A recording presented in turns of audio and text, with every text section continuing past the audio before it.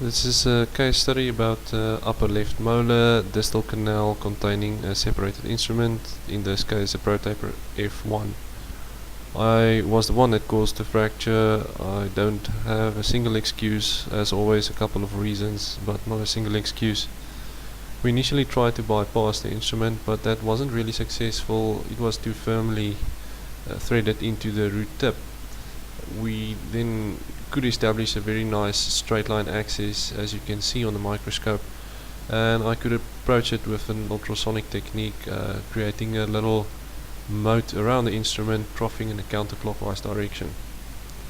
Unfortunately, this didn't really have a huge effect on the instrument, and the deeper we go, the higher the risk of perforation. I irrigate and activate my hypochlorite with the endo activator, and then the capillary suction tip keeps it reasonably clean of debris. Now, as mentioned previously, the deeper we go, the higher the risk of perforation. This is why I gave up on the attempt to use an ultrasonic technique.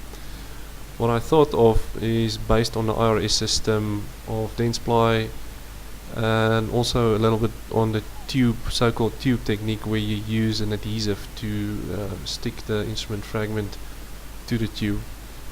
What you will need is a couple of different sizes of hypodermic needles. It would help tremendously if you know what the type of instrument fragment is. In this case we knew, so I could fit an unfractured F1 instrument. What you want is a reasonably tight fit of the instrument into the lumen of the needle. I have to also mention this wasn't done real time, this was done on the bench afterwards for illustration purposes. Next step would be to section off the plastic attachment of the needle and make it short enough so that it doesn't cover the thread of a headroom instrument, but also has enough length to physically protrude out of the tooth.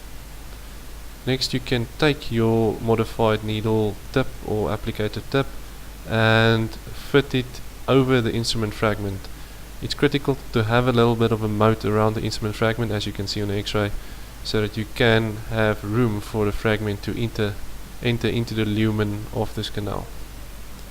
This is hopefully the second to last step, is to take a tight fitting headroom instrument and tap it into the gap between the fragment and the needle, mechanically bonding the fragment to the needle and ultimately to the sacrificial headroom. Be prepared to sacrifice a couple of instruments in the attempts, and be prepared to keep on trying. This one only came out after about, I think it was 3 attempts. Carefully look in the mirror, sorry about the focus, you can see the fragment. This is a different video just for illustration purposes, to illustrate what we end up with. One last thing I can mention is to apply the force in a longitudinal direction. Don't try and rotate it, it will simply undo the screw-in effect you created with the headroom instrument. A lot of root structure unfortunately sacrificed, but in the end we could get a decent result. Thank you for watching.